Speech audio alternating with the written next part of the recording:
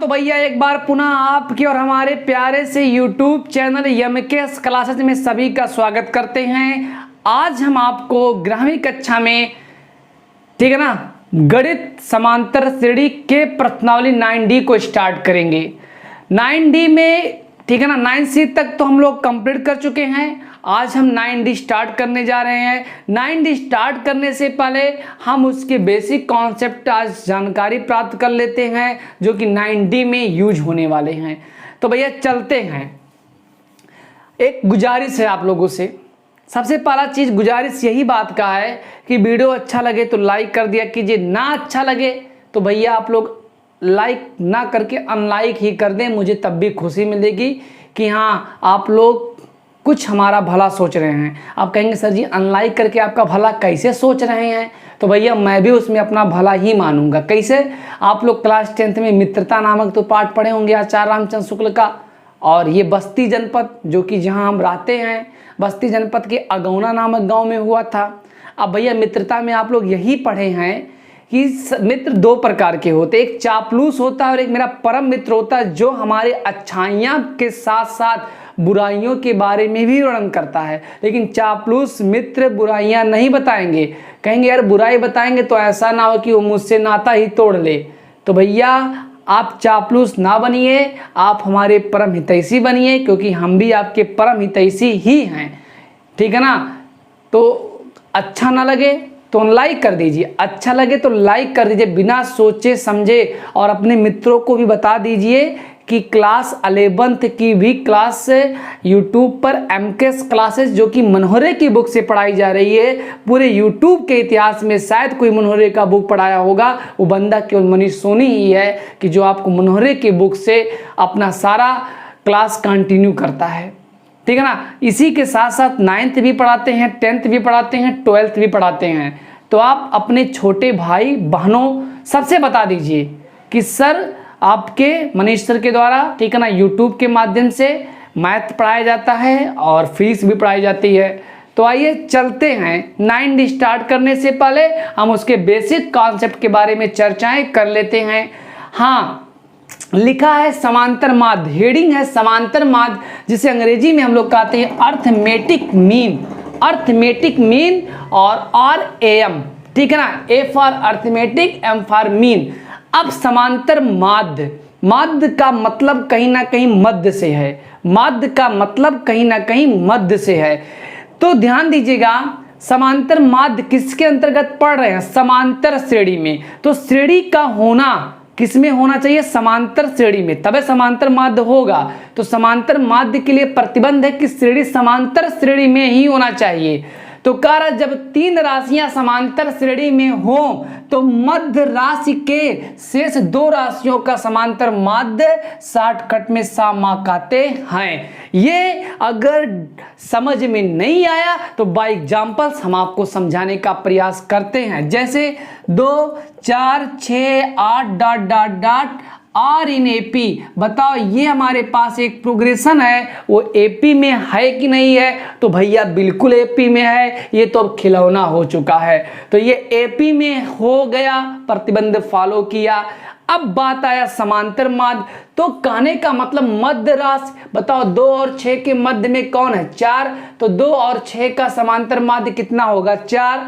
अगर हम बात करें 4 और 8 का समांतर माध्य क्या होगा? तो क्या कहेंगे? 6 ही कहेंगे। तो इस प्रकार से ये एग्जाम्पल्स है, इस एग्जाम्पल के माध्यम से आप समांतर माध्य की परिभाषा समझ गए होंगे। अगला आता है हमारे पास एक फार्मूला आता है, और फार्मूले का नाम है दो संख्याओं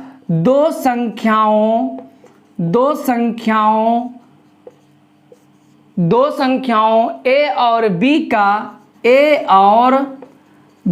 का समांतर माध्य ज्ञात करना। तो कोई बड़ी बात नहीं है, बड़ी आसान सी बात होगी, अभी मैं आपको समझा दे रहा हूं। कर दो संख्याओं A और B का समांतर माध्य ज्ञात करना। तो आइए देखते हैं। मान लेते हैं, मान लिया A और B का समांतर माध्य समांतर माध्य यम है, यम फॉर मीन।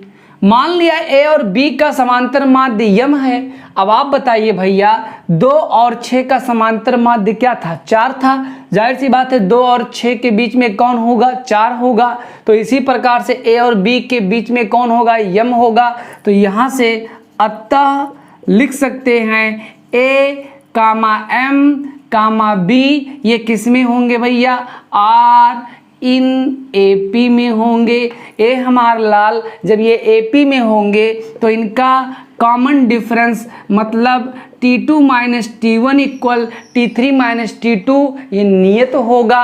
अब यहाँ से T2 का मान कितना है? कैपिटल यम है। T1 का मान कितना है? ये है। T3 का मान कितना है? B है। T2 का मान कितना है? यम है। इतना बात तो क्लियर है। इसके बाद क्या होगा? यम और ये माइनस है, इधर आएगा तो क्या हो जाएगा? प्लस है, और ये निगेटिव उधर जाएगा तो पॉजिटिव है। ए प्लस बी, यम और यम कितना हो जाएगा? 2m ए प्लस बी। और इस प्रकार से यम बराबर ए प्लस बी 2 का गुना तो 2 का क्या हो जाएगा भैया? भाग हो जाएगा। तो इस प्रकार से कह सकते हैं कि 2 दिए गए संख्याओं का समांतर माध्य उन संख्याओं के योग का आधा होता है। बताओ समझ में आया कि नहीं आया? भैया कोई बड़ी बात तो मैंने नहीं बताया, मैंने यही बताया कि 2 संख्याओं का समांतर माध्य, 2 दिए गए संख्याओं का समांतर माध्य उन संख्याओं के योग का क्या होता है? आधा होता है। मैंने इस फार्मूले को डिराइव भी कर दिया। इतना बात अगर आपको समझ में आ गया तो आप इसका स्क्रीनशॉट लीजिए पॉज करके। और अब हम चलते हैं अपने प्रश्नावली 9E हम लोग पढ़ रहे हैं। 9D तो खत्म कर चुके हैं, 9E स्टार्ट करेंगे आज हम लोग। सॉरी गलती हो गया मुझसे, माफ करिए आप लोग। अब आइए चलते हैं, प्रश्नावली स्टार्ट करते हैं भैया। ठीक है ना? 2 संख्याओं का समांतर माध्य उन संख्याओं के योग का क्या होता है? बोलो भैया। आधा। कॉपी कलम लेकर के बैठिए, पढ़ाई में मजा आ जाएगा। ठीक है ना? आज हम लोग एक नए कॉन्सेप्ट को एक नए जुनून के साथ पढ़ने जा रहे हैं। एक नए टॉपिक जिसका नाम समांतर माध्य है, और इसके बारे में हमने थोड़ा बहुत चर्चा कर दिया। अब हम कुछ क्वेश्चंस के माध्यम से इस बात को क्लियर करने का प्रयास करेंगे और आप भी समझने का प्रयास करेंगे। तो आइए चलते हैं। सबसे पहला चीज प्रश्नावली 9E आप सुंदर सुंदर लिख लीजिएगा अपने कॉपी में। और पहला क्वेश्चन है अति लघुत्तरीय कह निम्नलिखित के समांतर माध्य बताओ। अति लघुत्तरीय है, कह रहा है कि निम्नलिखित के समांतर माध्य बताओ। अब इस पहले क्वेश्चन के अंतर्गत हमारे पास 4 पार्ट है। फर्स्ट पार्ट हमारे पास भैया 9 और 11, और इसके बाद में हमारे पास दूसरा क्वेश्चन क्या है? 12 और 28, और इसके बाद में हमारे पास तीसरा क्वेश्चन क्या है? तीसरा क्वेश्चन है a प्लस यक्स, और इसके बाद कितना है? और a माइनस यक्स। चलिए इसके बाद क्या है? क्वेश्चन नंबर 4 है। 4 में क्या है? 4 में हमारे पास है x प्लस वाई का होल स्क्वायर, और कितना है? और x माइनस वाई का होल स्क्वायर। तो इस प्रकार से हमने चारों क्वेश्चंस को बोर्ड पर लिख दिया। अब हम 1 बाय 1 सवालों को हल करते हुए आगे की तरफ बढ़ेंगे। अगर आप लोग होनहार होंगे तो एक ही सवाल में मेरा दावा है कि आपको सवाल सभी लगाने के लिए कहेंगे सर अब रहने दीजिए, अब तो ये सवाल आसान हो गया, घलुआ हो गया। अब चलिए स्टार्ट करते हैं पहला क्वेश्चंस। हमने अभी बताया आपको कॉन्सेप्ट के रूप में कि 2 संख्याएं दिए रहने पर उनका समांतर माध्य उन संख्याओं के योग के बराबर होता है। समांतर माध्य को हम लोग किससे रिप्रेजेंट करते हैं? ए एम से लिख सकते हैं ए एम बराबर ए प्लस बी बाई टू, जहाँ ए क्या है दी गई संख्या, बी क्या है दी गई संख्या।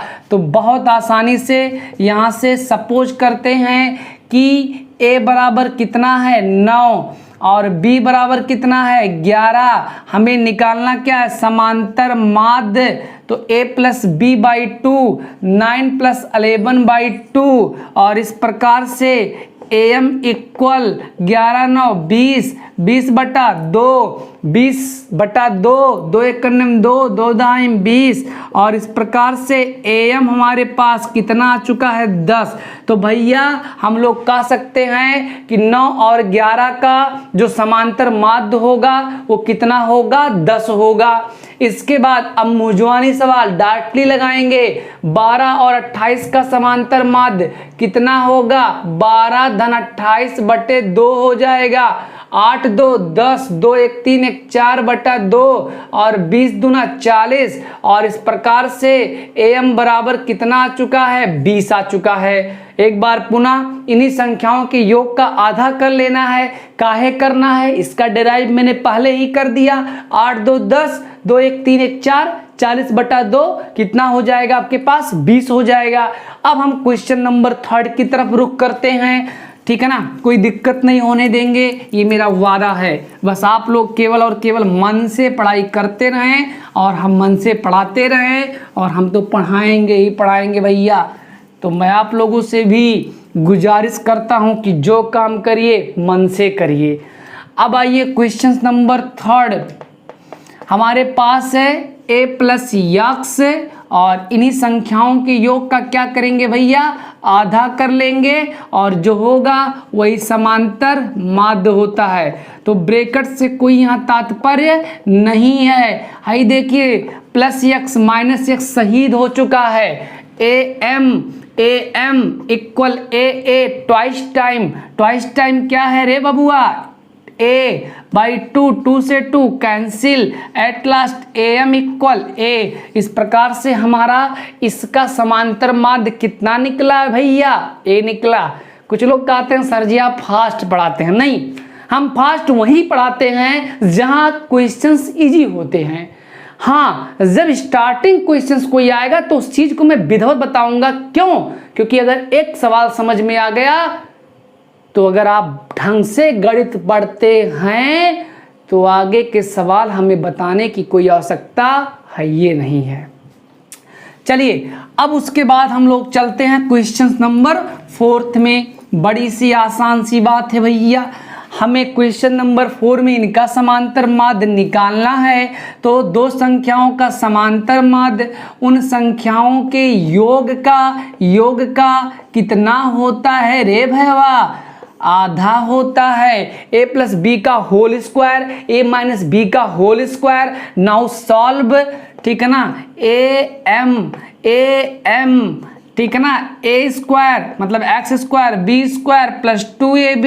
अब कहे होंगे सब लोग सर जी ए भी पढ़ लिख बोल रहे हैं और लिख रहे हैं एक्स वाई। नहीं बेटा, मैं ए भी तो फार्मूला जो बचपन में हम लोगों को चलना सिखाए थे हमारे गुरुजी, ए प्लस बी का होल स्क्वायर, ठीक है ना, तो वही चीज मैं भी कर रहा हूँ। इसके बाद प्लस ए माइनस बी का whole square, A square plus B square minus 2ab और बाई 2। हाई देखिए माइनस प्लस शहीद हो गए, क्या बचा A M equal X square 2x square Y square 2y square by में 2। और इस प्रकार से this implies A M equal A हमारा भैया हाई देखो दुई दुई common X square plus Y square by 2 से शहीद। और इस प्रकार से ए एम इक्वल कितना आया रे भैया x square plus Y square. इस प्रकार से हमने पहले क्वेश्चंस को टच करके खत्म भी कर दिया। अब चलते हैं क्वेश्चंस नंबर 2 में। चलिए इस चीज को नोट आउट कर लीजिएगा, हमने कुछ किया नहीं है, बस खाली एक फंडा यूज किया कि दो संख्याओं का समांतर माध्य उन संख्याओं के योग के आधा होता है। कुछ लोग कहा था सर जी बकर बोलत चला जाते हैं, भैया क्या करें, लाइव भी नहीं आ सकते, नहीं तो फिर और मज़ा आता।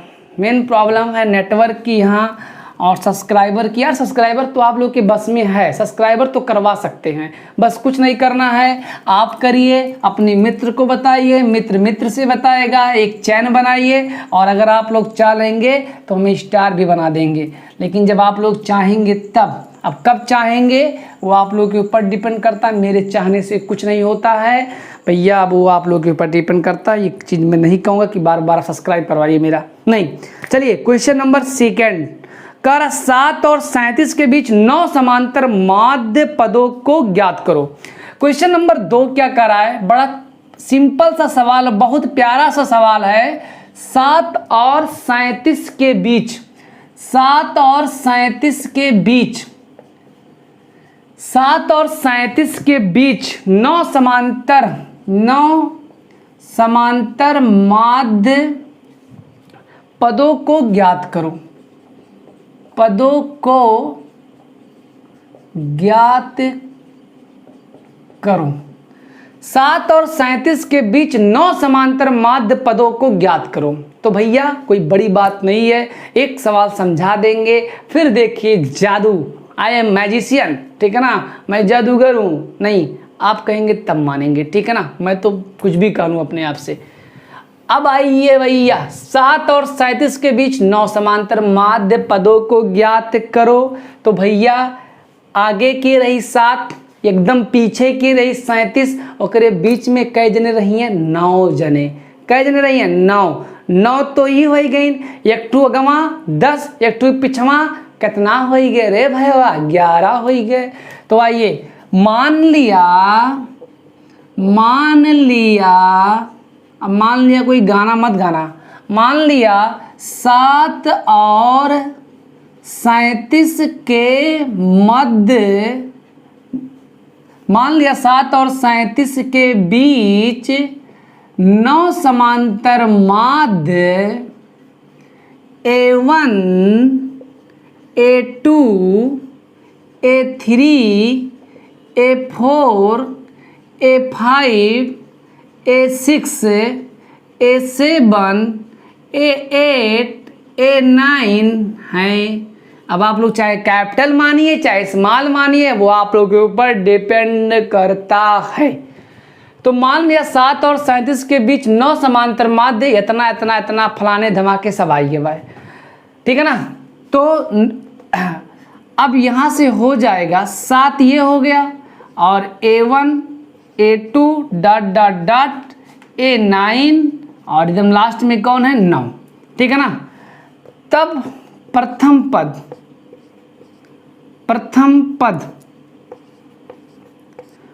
A बराबर 7 हो जाएगा, ठीक है ना। अंतिम पद L बराबर 9 हो जाएगा। पदों की संख्या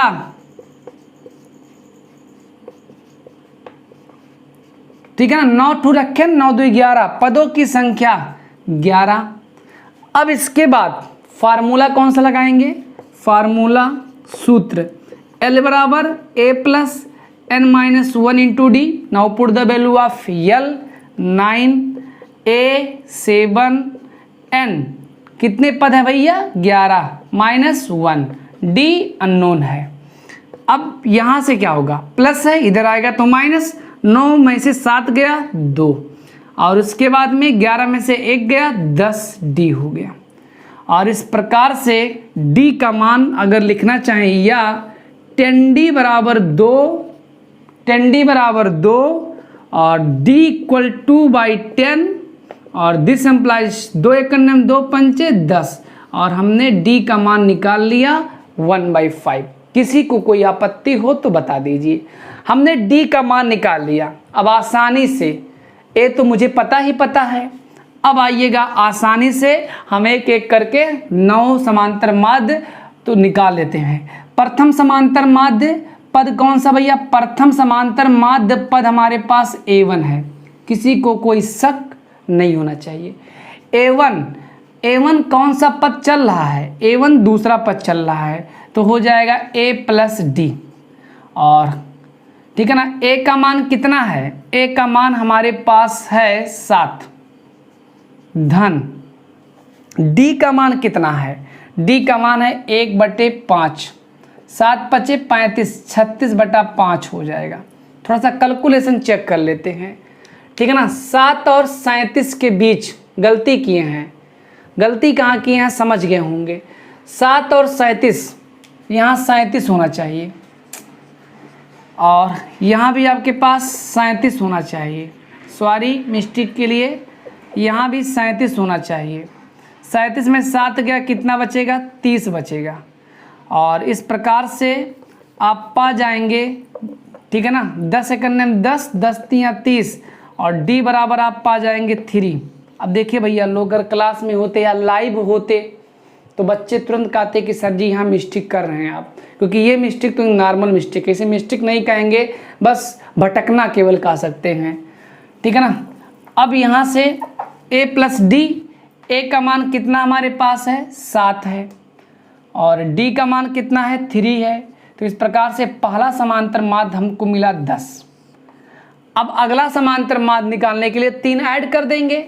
भाई नियत संख्या 3 आया, सर्वांतर 3 आया है, मतलब 7 में अगर अब चूंकि एपी में तो है ये है, कैसे एपी में, समांतर माध्य तब होगा जब श्रेणी समांतर में होगा। तो 7 में अगर 3 जोड़ दें, मतलब प्रथम पद में अगर सर्वांतर ऐड कर दें तो द्वितीय पद मिल जाएगा, मतलब प्रथम माध्य निकल गया। ऐसे जो A2 होगा 10 3 13 हो जाएगा, A3 जो होगा आपके पास 16 हो जाएगा, A4 जो आपके पास होगा वो 19 हो जाएगा, A5 जो होगा वो 22 हो जाएगा, उसके बाद में A6 जो होगा वो 25 हो जाएगा, A7 जो होगा वो 28 हो जाएगा, A8 जो होगा 31 हो जाएगा, A9 जो होगा वो 34 हो जाएगा। इतना बात तो क्लियर है ना। जैसे हमने प्रथम पद निकाला a + d, ऐसे अगर हम लोग 9वां पद निकालेंगे तो जब 1 था तो 1 था, और जैसे 9वां पद निकालेंगे तो a प्लस कितना हो जाएगा, 8d हो जाएगा। a + 8d, a का मान कितना है, a का मान 7 है और यहाँ 8 त्रिक 24, 24 6 30 और 2 24 6 30 हो गया और 30, 1 मिनट, 8 त्रिक 24, 24 36 31, कहीं गलती कर रहे हैं क्या, चलिए सॉरी, यहाँ A9 रहेगा यार, जैवा मतलब माद रहेगा, उतना ही पद रहेगा। a + 9d, 9 त्रिक, ठीक है ना, 27 चलेगा, 27 और 3 30 और 4 34। A1 था तो a + d, A2 होगा तो a + 2d, A3 होगा, A1 A2 पद मत मानिएगा, वो समांतर माध्य वाले टर्म है, ठीक है ना। A1 होगा तो a + d होगा, A2 होगा तो a + 2d होगा, A3 होगा तो a + 3d होगा, A4 होगा तो a + 4d होगा। इसी प्रकार से अगर an वाला समांतर माध्य पद होगा तो a + nd होगा। ये बात तो क्लियर हो गया भैया, कोई बड़ी बात तो थी नहीं। 7 और 37 के बीच 9 समांतर माध्य पदों को हमें ज्ञात करना था, तो जब 7 और 37 के बीच 9 समांतर माध्य पदों को रखेंगे तब उस कंडीशंस में पदों की संख्या हो जाएगी 11, 9 समांतर और एक आगे एक पीछे, तो 9 2 कितना हो गया 11, जिसका प्रथम पद 7 है, अंतिम पद 37 है, पदों की संख्या 11 है। Now apply formula L = a + n - 1 × d। Now put the value of L, A, N, then we get value of D after, ठीक है ना, A1, A2, A3, A4, A5, A6, A7, A8, A9 और यही आपका हो जाएगा प्यारा सा आंसर। चलिए नोट हो गया होगा। अब चलते हैं अगला सवाल। थोड़ा सा पता नहीं क्या प्रॉब्लम हो गया कि आज मिट नहीं रहा है सही से।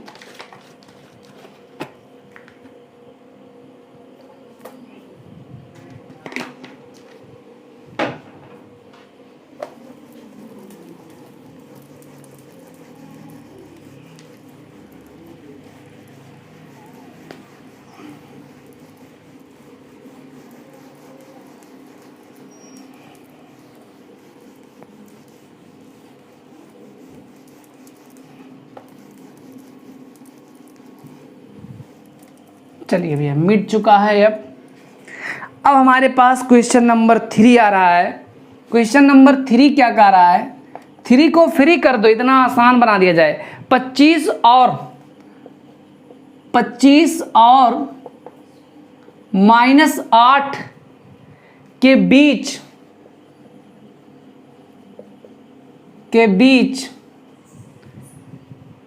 कर 10 समांतर माध्य पदों का निवेश करो।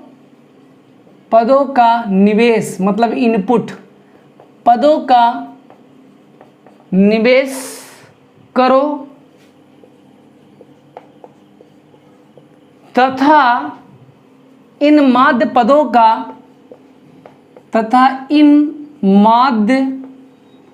पदों का योग भी ज्ञात करो। पदों का योग भी ज्ञात करो। तो आइए चलते हैं, बड़ी आसान सी भाषा है।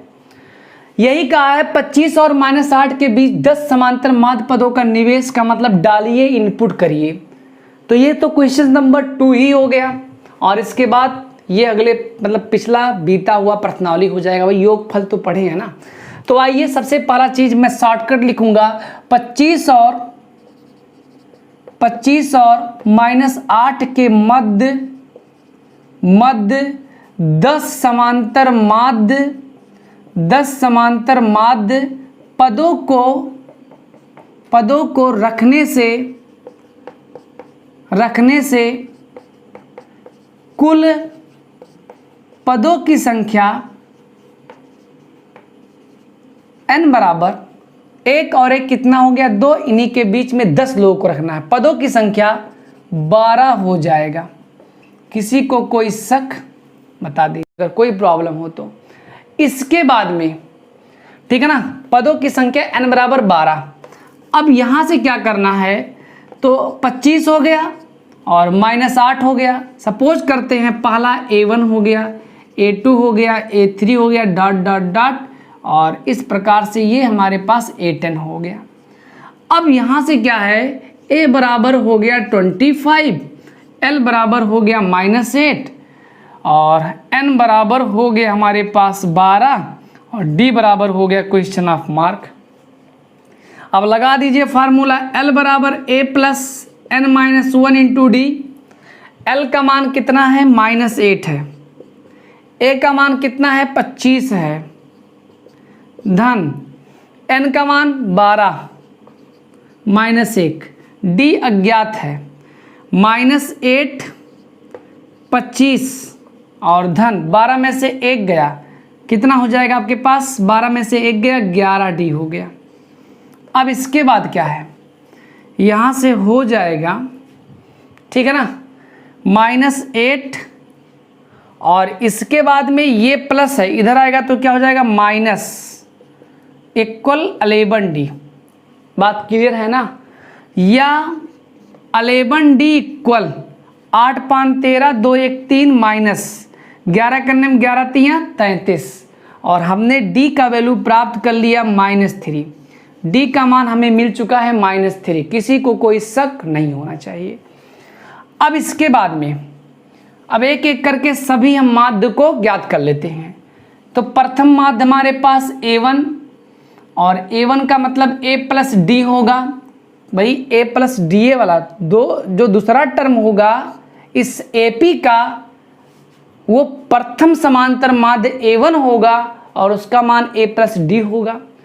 A का मान कितना दिया है 25 और A1 और D का मान -3। तो इस प्रकार से आप इसको हल करेंगे तो A1 का मान 25 में से 3 या कितना बचेगा आपके पास 12 मिल जाएगा, सॉरी 22 हो जाएगा।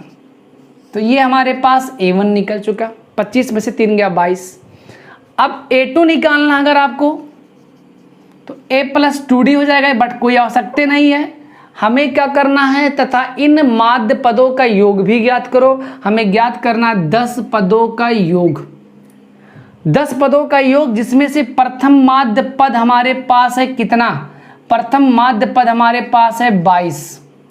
ये बात तो समझ में आ गया। प्रथम माध्य पद है 22, सार्वधातुक कितना है भैया, सबके अंदर सार्वधातुक -3 ही होगा। पदों की संख्या कितनी है 10 और S10 बराबर क्वेश्चन ऑफ मार्क है ही। अब अगर हम फार्मूला अप्लाई कर दे Sn बराबर n/2 और 2a plus n-1 into D, तो किसी को कोई दिक्कत होगा क्या? नहीं। अब यहाँ से एक फार्मूला हम और लगा सकते थे बट अभी बता दे रहे हैं। n का मान कितना है भैया 10/2 कर दिया, 2 कर दिया। a का मान कितना है, a का मान हमारे पास ठीक है ना 22 है।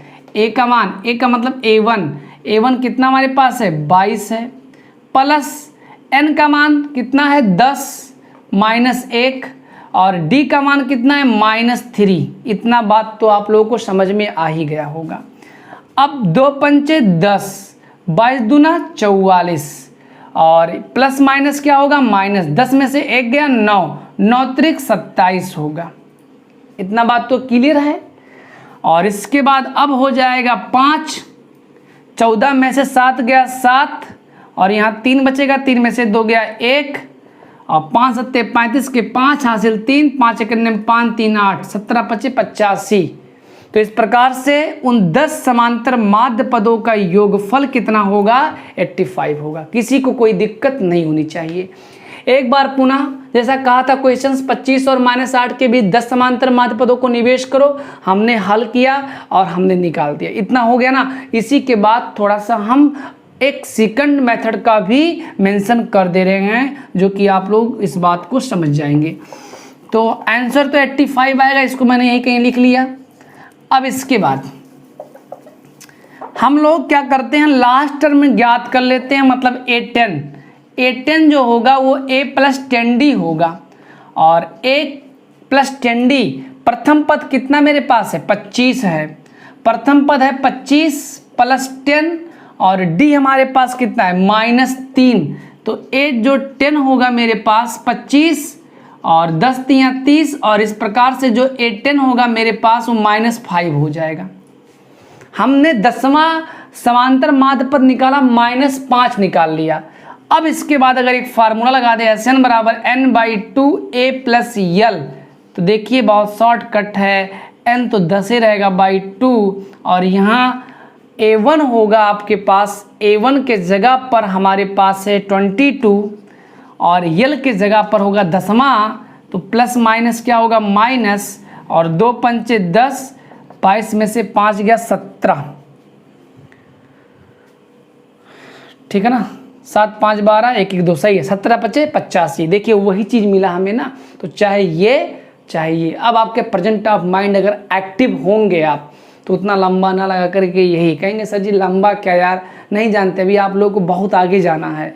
आगे जाने का मतलब एक जगह ऐसा भी जाना है जहां आपको एक सवाल लगाने के लिए 1 मिनट से भी कम समय लगेंगे। तो जितना ही शॉर्ट जानेंगे उतना ही अच्छा होगा। आप लोग को कुछ दिन बाद में शॉर्ट ट्रिक भी पढ़ाऊंगा, लेकिन पहले अपने सिलेबस को कंप्लीट करने के बाद ही। अब ये समझ लीजिए यूट्यूब मेरी ज़िंदगी होने जा रही है।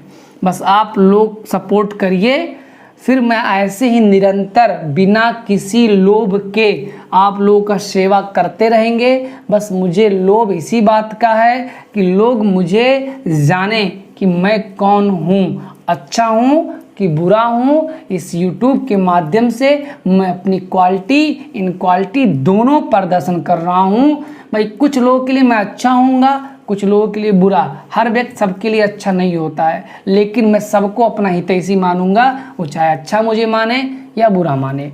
अब आइए चलते हैं क्वेश्चन नंबर हमारे पास 4 है। क्वेश्चन नंबर 4, 7 और 71 के बीच 7 समांतर माध्य पदों को ज्ञात करो। 7 और 71 के बीच, इस सवाल को आप लोग स्वयं लगाएंगे। 7 और 71 के बीच हमें 7 समांतर माध्य पदों को क्या करना भैया, ज्ञात करना है। अब चलते हैं क्वेश्चन नंबर 5 में। क्वेश्चन नंबर 5 हमारे पास क्या कह रहा है। क्वेश्चन नंबर 5, थोड़ा सा इसमें इंक भर दिया जाए। क्वेश्चन नंबर 5 हम बोल रहे हैं, आप लोग लिख लीजिएगा। 5 में 3 टाइप के क्वेश्चन हैं। अगर एक क्वेश्चन समझ में आ जाएगा तो सब लग जाएगा। कह रहा 20 और 80 के बीच n समांतर माध्य पद हैं। 20 और 80 के बीच ना तो 1 है ना तो 2, n समांतर माध्य कह रहा है। 20 और 80 के बीच n समांतर माध्य पद हैं। यदि प्रथम मध्य पद और अंतिम मध्य पद का अनुपात 1 संबंधी 3 हो तो n का मान ज्ञात कीजिए। तो चलिए चलते हैं, बड़ा आसान सवाल होगा ये भी और बहुत अच्छा क्वेश्चन माना जाता है ये। चलिए सवाल यही कह रहा है कि 5A का क्वेश्चन कह रहा है 20 और 80 के मध्य, 20 और 80 के, ठीक है ना, मध्य या बीच के बीच n समांतर माध्य पद हैं। यदि प्रथम मध्य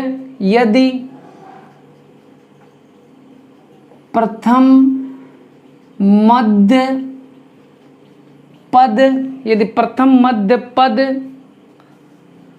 और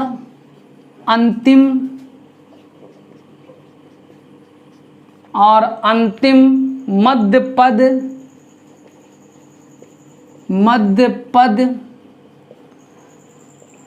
का अनुपात 1:3 हो तो n का मान, ये हमारे पास क्वेश्चंस है भैया, ठीक है ना। आइएगा, 20 और 80 के बीच n समांतर माध्य पद है। तो पहला चीज हम डायरेक्टली कर रहे हैं, 20 और 80 के बीच जब n समांतर माध्य रखेंगे तो उस प्रकार से क्या होगा, पदों की संख्या हो जाएगी, ठीक है ना। जितने 20 और 80 के बीच अगर 10 समांतर माध्य होते तो 12 होता। अगर 20 और 80 के बीच में 10 समांतर माध्य पदों का निवेश करते तब उस श्रेणी में कुल पदों की संख्या 12 होता। 12 पद करते तो 14 होता। 16 समांतर माध्य पदों का निवेश करते श्रेणी में 18 पद होते। उसी प्रकार से जब n करेंगे तो n+2 हो जाएगा। तो लिख दे रहे हैं 20 और 80 के बीच n समांतर माध्य पदों को रखने से श्रेणी में कुल पदों की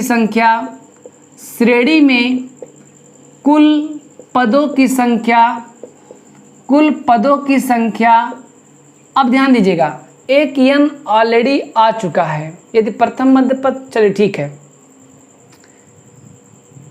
यदि प्रथम मध्य पद तो तब n का मान, ठीक है ना, देखिए ऑलरेडी, ठीक है ना, स्मॉल आ चुका है। तो हम लोग एक काम करते हैं, इसमें कैपिटल n कर लेते हैं। तो श्रेणी में कुल पदों की संख्या n+2 हो जाएगा, किसी को कोई दिक्कत नहीं होना चाहिए।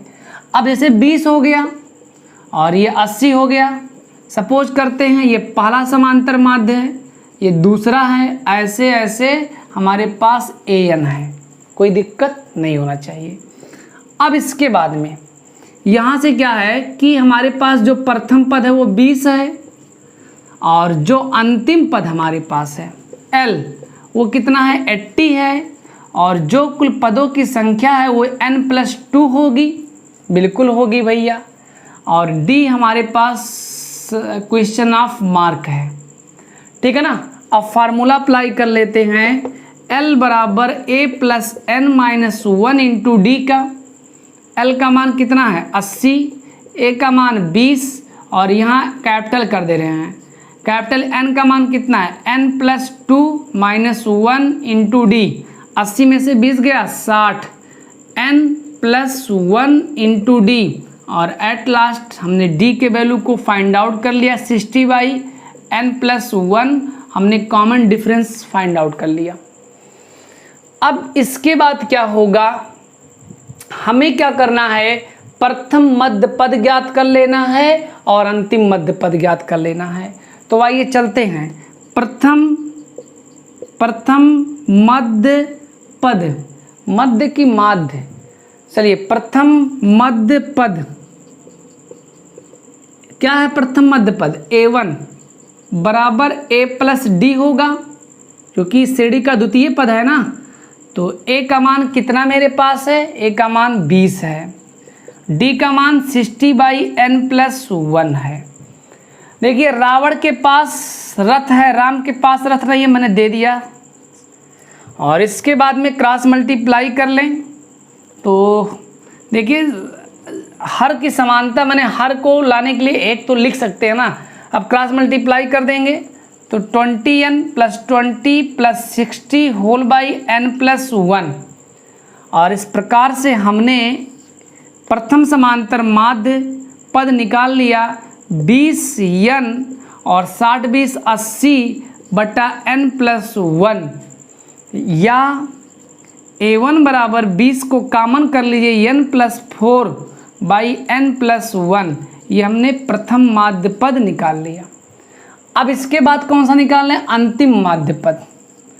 अब अंतिम मध्य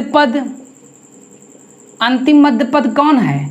अंतिम मध्य पद an है, तो हो जाएगा a + nd। a प्लस कितना हो जाएगा आपके पास? nd हो जाएगा। तो चलिए इस्तेमाल ही कर लेते हैं। अब an बराबर कैपिटल A का मान कितना मेरे पास है? सॉरी, A का मान कितना है? 20 और D का मान कितना मेरे पास है? 60। गुणा कर देंगे 60n/n+1/1 लिख सकते हैं। अब यहाँ से an बराबर हो जाएगा, क्रॉस मल्टीप्लाई करेंगे 20n + 20 + 60n whole by n+1। और an बराबर आपको मिल चुका है 60 20 80n + 20/n+1। अब इसके बाद क्या करेंगे? an बराबर 20 को कॉमन ले लीजिए, 20 चौक का n+1 होल बाई n+1। इतना बात तो समझ में आ गया। अब हमारे पास जो क्वेश्चंस है, भाई मुझे पनीर बनाना है तो पहले मार्केट से पनीर खरीद कर लाना पड़ेगा। तो हमने पहले प्रथम मध्य पद निकाल लिया और अंतिम मध्य पद निकाल लिया। अब इनका रेशियो लेंगे। अब कह रहा है क्वेश्चंस, ठीक है ना, इसको मैं मिटा दे रहा हूँ, इतने को कह रहा है कि क्वेश्चंस हमारे पास प्रथम और अंतिम मध्य पद का अनुपात 1:3 है। प्रथम और अंतिम, तो प्रथम कितना है? a1 हमारे पास ये हो गया। और इसके बाद कितना मेरे पास है? अंतिम वाला an हो गया। और बराबर कितना दे दिया गया भैया? अनुपात दे दिया गया 1:3 का। इसके बाद an का मान कितना है? 20 और इंटू n+4 और बाई में n+1 और होल बाई, ठीक है ना। an का मान कितना है? 20 और 4n+1 बाई, ठीक है ना, बाई n+1। आप क्या देखेंगे? n+1 20 कैंसिल और इक्वल 1/3 तो दिया ही है। अब इसको थोड़ा सा शॉर्ट, मतलब इसको हल कर लेते हैं। कैसे हल करेंगे? क्रॉस मल्टीप्लाई आप पा चुके हैं n+4/4n+1 equal 1/3। Now cross multiply 3n 3 चौक के 12 4n+1। अब एक काम करिए, n भाईचारा वाला बात करिए, प्लस से उधर जाएगा तो माइनस, प्लस है तो इधर आएगा माइनस। तो इस प्रकार से 4n - 3n, n बचा 12 में से 1 गया 11। तो n का मैंने मान फाइंड आउट कर लिया। बड़ा इजी क्वेश्चन था। देखिए जैसा क्वेश्चंस कहे उसी के अकॉर्डिंग अपने वर्क को प्रोसेस करिए और अपने कॉन्सेप्ट को भी ध्यान में रखते हुए अपना कार्य करते रहिए। आई सेवर, ठीक है ना, आपका टारगेट आपको मिल जाएगा, इतना मेरा वादा है। अब इसके बाद क्वेश्चन नंबर 5b कह रहा है 5 और 83 के बीच कितने समांतर माध्य पद रखे जाएं कि पहला मध्य पद और अंतिम मध्य पद एक संबंधित 7 के अनुपात में हो। ठीक है ना, तो कोई बड़ी बात नहीं है, ठीक है ना। थोड़ा सा इंक की कमी हमारे पास है और एक काम करते हैं, आप लगाइएगा, ना लगा पाइएगा तो अगले वीडियो में इस क्वेश्चंस को दूंगा। अब आप सवाल लिख लीजिएगा, सवाल में दिखा दे रहा हूँ, ठीक है ना। इतने ही क्वेश्चंस आपके पास हैं और यही कहा 5 और 83 के बीच कितने समांतर माध्य, तो मान लिया n समांतर माध्य। जब 5 और 83 के बीच में जब n लोगों को रखेंगे तो उस सिचुएशन में पदों की संख्या कैपिटल N+2 हो जाएगी।